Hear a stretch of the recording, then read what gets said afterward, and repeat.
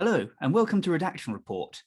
And today I'm joined by writer Tom Judge, and we're going to be taking a look at the recent by-election in North Shropshire. Now, for anyone who's missed the news, this was pretty big. The Liberal Democrats have made a gain in what is usually a absolutely dyed-in-the-wool Tory safe seat. The result comes amidst several controversies the government is embroiled in, not least the Slee scandal, under which was the backdrop for Owen Paterson, the incumbent North Shropshire MP's resignation. He resigned amid allegations of breaching parliamentary lobbying rules, and also the scandal around various Christmas parties that happened during lockdowns last year in the government. Tom, how's it going? Good. It's been one of the most expected shocks in British politics for a long time, because I think a lot of people who were watching saw it coming. I mean, I like to watch the bookies, and the odds were just shortening day by day. I think they were the favourite in the end, the Lib Dems. But still, like, the numbers are staggering. Lib Dems got 47.2%, up from 10%, which is, ridiculous. They've never had really that much of a base in this seat. On the council, they have a smattering of seats, but they're mainly in like the south of the county, so it's not really in that area. I mean, in a lot of the elections this century, it was always Labour second. It was Labour second in the last two. I think maybe Lib Dems came second in like 2010 or something when they were peaking. But yeah, but Conservatives down from 62%, high majority, to just 31.6%. Like it's staggering to look at, but at the same time, if you even vaguely watch the news, the Conservatives they're down hard. Scandal, corruption, Christmas party, COVID, which I think is being put on their doorstep a lot more this time. Because they made a big deal about the fact that it was done. We had this massive unlocking, and we were done with it now, and then it's back. So yeah, big deal. Potentially big ramifications for like all of British politics. You never know. It could be one of those inflection points where people look at this one and say, yeah, that was when something changed. Yes, I think the government, you're quite right in saying, are really on the ropes at the moment, because even the people who were predicting a Lib Dem win in this by-election weren't predicting it would be by that much. No, They were predicting a narrow win, if anything.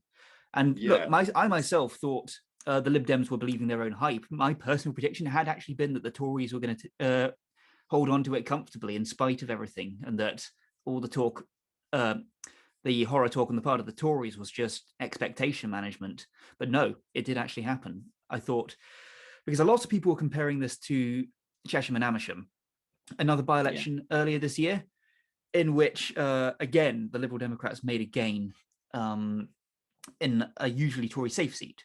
But there were some obvious differences. That Chesham and Amersham was a very Remain voting seat that, of course, would appeal more to the Liberal Dems would appeal more in a seat like that, whereas in North Shropshire, a Leave voting seat didn't have that background to back it up. Similarly, in Chesham and Amersham, there was the controversy around HS2. The Liberal Democrats were campaigning hard on that issue. Again, wasn't so much of a factor in North Shropshire.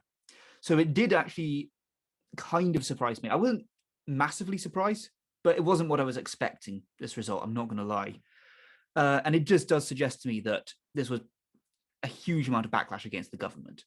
Like, there's nothing in the demographics of the constituency that suggests that there's any major realignment going on, to my mind. Yeah, this seems purely backlash. Not in North Shropshire. I would say of the two, because obviously, like, we have two this year now, two Lib Dem gains.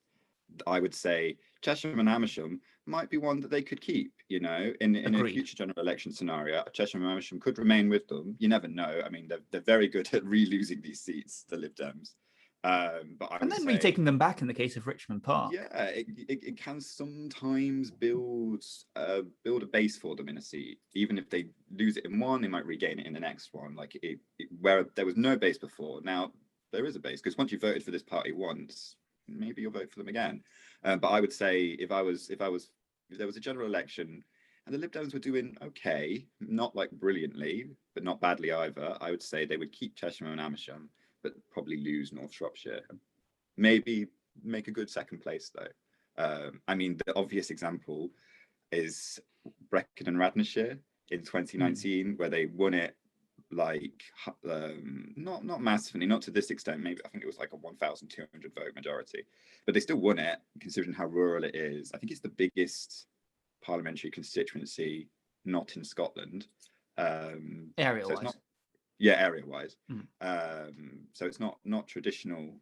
Well, they have a bit of a base there, but it had faded, but then just lost it like very dramatically in 2019. And then in the Sneed, in the Welsh parliamentary election, they lost the adjacent seat as well. So like that, as much as you can say, oh, there's a resurgence, there's this, there's that, when it comes to Lib Dem vote, it can be quite flighty. So we'll see if they're gonna lose one of the two that they gain this year. It'll probably be that one. Of course, it has has reignited talk about the so-called blue wall. Is this blue wall though? Not. I mean, yeah, that's exactly it. North Shropshire isn't blue wall. Let's be clear there. So for people listening who are new to this term, this is kind of the reverse idea of the red wall that we saw in 2019. Large swathe of old industrial heartland Labour voting constituencies that voted Brexit and were more socially conservative that went to the Conservatives back in 2019. We're potentially looking at a kind of reverse of that, with a lot of southern constituencies with high levels of Remain vote, high levels of graduates potentially drifting away from the Conservatives and towards the Liberal Democrats and Labour. North Shropshire clearly isn't one of these seats. North Shropshire demographically just doesn't stick up there. Again, I reiterate, this is a backlash vote to my mind. What we're seeing in North Shropshire, very strong show of anger against the current state of the government. We're seeing this reflected in the national opinion polls too, with the Conservatives taking quite a bit of a hit there and Labour reaping dividends. What do you think? Not much traction for the Lib Dems though. They seem to just be remaining around 10% these days, which is lower than what they got in the last general election. It is, again, it really does show backlash vote. They were the best placed to hurt the Tories, because I think it hurts the Tories more. It scares more of them really in their former, in their old heartlands, if the Lib Dem vote is strong, because people like Dominic Raab very scared of that 3,000 majority going to the Lib Dems. Absolutely, yeah. And I think that's probably a smart play on the part of the Lib Dems, is to have a hyper localized focus in their campaigning, and just to try and focus on these so-called blue wall seats. I mean, we looked at if you look at the 2019 general election strategy for the Liberal Democrats, that was Joe Swinson coming out and saying, we're going to win a majority, I'm going to be Prime Minister, and we're going to unilaterally, I will get my words right one of these days, unilaterally revoke Article 50. A massively hubristic campaign. The electorate weren't buying it. There were a lot of pro-Remain protest votes that went to the Lib Dems, a lot of Labour votes, who were Labour voters who were disillusioned with Jeremy Corbyn, who went to the Liberal Democrats in 2019. But that idea of getting a majority for the Liberal Democrats was completely pie in the sky. That more localized focus, I think, could actually work really well for the Liberal Democrats, and even could work very well for Labour if the Liberal Democrats are siphoning support away from the Tories in those marginal constituencies. It's also given rise to the idea of the Progressive Alliance, which has popped up again. So we saw two recent by-elections have just gone by, both North Shropshire and Old Bexley and Sidcup in East London, which, although it remained with the Conservatives, the anti-Conservative vote very largely coalesced around Labour. What's your take on the whole Progressive Alliance? Well, again, to harp on about the Lib Dems, it would really be to their benefit. Personally, I could never stomach voting Lib Dem. If I was in a constituency, and there are not that many of them, really, realistically, where the best choice is to vote Lib Dem to oust a Tory, I don't know if I could do it. I was the second generation to have, 9 grand tuition fees. And I think there are a lot of people like me out there that really feel like they were screwed over by the Lib Dems. But, it's a thing. It's not going to happen. Let's be clear about that. Like, there's not going to be a progressive alliance at the next general election. Like, Starmer's Labour isn't going to have it. It would be, under any Labour leader, it would be a massive deal to put something like that through, because in their own constitution, they have to run candidates in every seat, barring, of course, Northern Ireland. It's not going to happen. There was even talk of like a unity candidate, an anti-sleaze candidate in this by-election, but that got absolutely nowhere. I think to a certain extent that happened. It happens on a local level though, more than what you think, where people don't vote. There's talk about in Brighton, for example, Labour activists don't campaign in Brighton Pavilion. They don't campaign really in Caroline Lucas's seat. They campaign in the adjacent seats. And there's bits of that go on all over the place. It is a thing that happens, and that's the closest we'll get to it. Really, is if more seats do that. And obviously there were certain pacts in the last couple of elections just between, I think, the Greens, the Lib Dems, and Plaid in Wales, but the effect that had is minimal, if anything. I think Cheshire and Amersham is also probably an example of where it happened. Labour basically just ran a paper candidate, but it was more, there are people that say it's more because the party was low on funds and they had Batley and Spen coming up, and they thought, why waste money and resources on this seat? So it's a thing, but I don't think it's having a moment. I don't think it's having the moment that we want it to have. I think potentially if the Labour Party wanted to support proportional representation and use that as a way to galvanise other parties into dropping scores of candidates, and therefore getting through on the basis that for this one election we put aside our differences to change the system, so in future elections we can fight it a lot more fairly. That could work as a strategy, but that's not happening. There was a motion to put through PR at the Labour conference in September. It got voted down, despite the fact that there was large grassroots support for it. I think something like 80% of the CRPs that voted for it voted in favour of it. But I think it was Unison in the end which said no to it, which has obviously currently got a right-wing leader and a right-wing Labour Link committee. So that's not happening either. So while this may be an example of where a progressive alliance can work, it's not happening overall. I think the thing that always strikes me about the progressive alliance idea is this: the electorate never like being taken for fools. Yeah. And progressive alliance just screams opportunism. Yeah. I think it pushes more swing voters, maybe more Lib Dem Tory voters. I think it pushes more of them to vote Tory. Even if it's a Lib Dem candidate, if you're told where you're voting for us, because people don't enjoy that. People don't being told who to vote for. It's worth bearing in mind that there are a lot of Lib Dem voters out there who, even though they're progressive leaning in certain instincts, would never dream of voting Labour.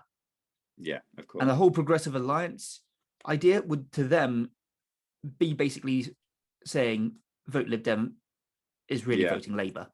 And especially where the party is going. Obviously, they are shifting right, the Lib Dems, under both the current leader and their former leader. They in rhetoric as well, they do seem to be shifting right. You do have progressive. There are some progressive policies in there. They've talked about universal basic income. They've talked about decriminalisation of cannabis. In fact, I think they've even talked about legalisation of cannabis, haven't they? Yeah, they have. Strangely, one of the only parties to do that. There is some stuff in there, and there are some MPs that are seemingly quite progressive. Layla Moran being the one that comes to the, she was the leadership contendant, definitely the one from the left of the party. So there is some progressive instincts in there, but I think right now it's on the right. And if you align yourself, quite openly with Labour, saying we are in an alliance, those votes that they're going for, which are Tory votes, probably aren't going to come to them. That's where they're headed now. There was a time where they were doing well in some Labour Lib Dem marginals, and they were doing well in some Lib Dem Conservative marginals. Those Labour Lib Dem marginals are gone. There are not that many. Sheffield Hallam's the only one that springs to mind. Yeah, and even in this election just gone, where they previously had a terrible MP who was elected in 2017, still Sheffield Hallam returned another Labour MP. So yeah, the Lib Dems are still doing. They've still got a solid second. Well, let's bear in mind that their previous Lib Dem MP was Nick Clegg, whose name is pretty toxic these days. And any voter in Sheffield Hallam, considering putting their cross in the Lib Dem box, will no doubt have Nick Clegg fresh in their mind. Yeah, for sure. Which is likely going to put them off. They're looking for Tory votes. They're looking for Tory seats. Surrey is their prize right now, isn't it? Yeah, they're looking at the home. They're looking at the home counties in southwest London. Yeah, that's it. And speaking as somebody who lives in southwest London, I'm just counting down the minutes until somebody starts calling the Richmond Kingston area the Yellow Wall. If they gain Esher and Walton, then it becomes 4 seats, and that's almost a wall. Or if they gain Sutton and gain Carshalton back as well. There we go. Then we're adding even more. There's also even talk that Wimbledon might go away from the Tories, either to Labour or the Lib Dems. It's an open field there. Because in 2017, I think it was very close to voting Labour. And then it flipped, and in 2019 it was very close to voting Lib Dem. There's a solid anti-Tory vote there, but it just can't make its mind up. It can't coalesce around one party. Eventually it probably will, but right now, in the last 2 elections, it was both ways. So yeah, if they gain Wimbledon, if they gain Esher and Walton, if they gain Sutton, which I do believe they have the council there, then we could start calling that the orange wall, the yellow wall, the eternal debate about whether it's yellow or orange. Good stuff. What do you think Labour's main takeaways from North Shropshire should be then? Well, to bring it back to the Midlands.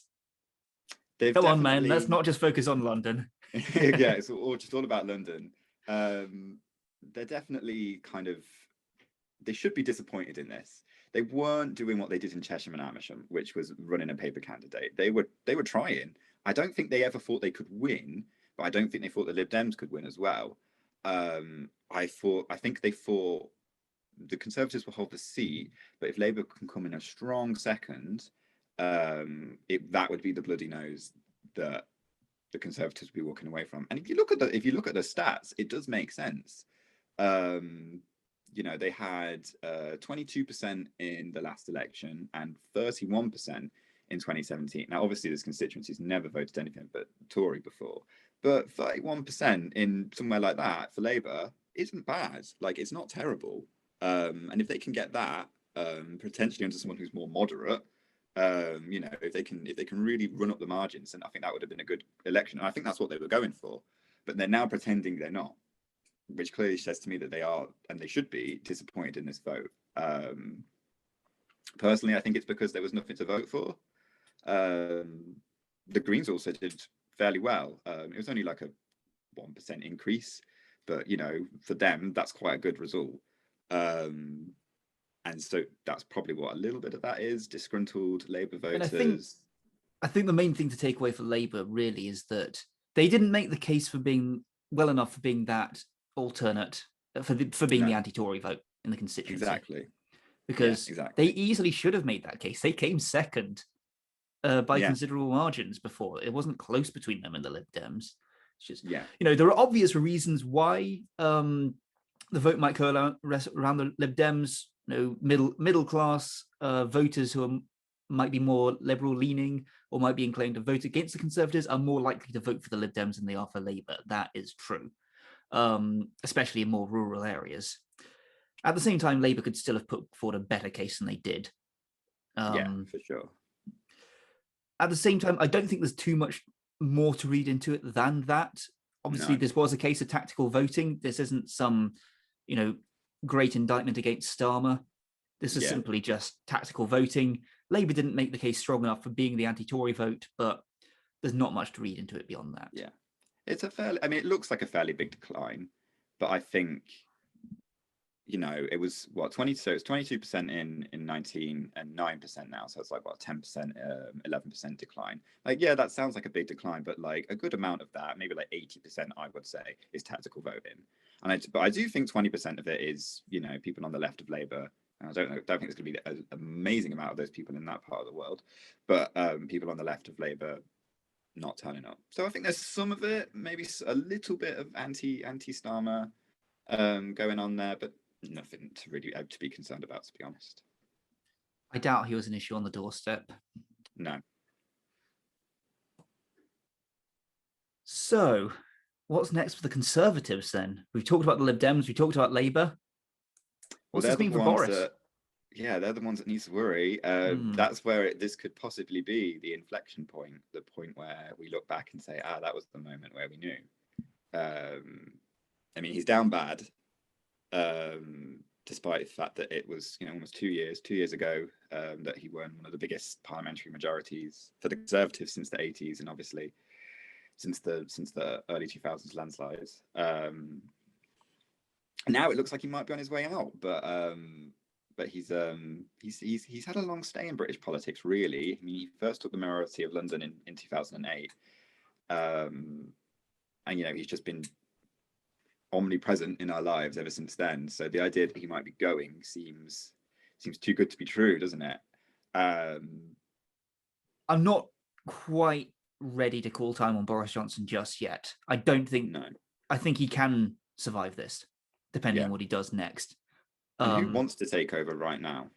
Well, that's exactly it. That's why Theresa May held on for so long. Let's remember that. She could, somebody could easily have forced her out ages before she did actually go.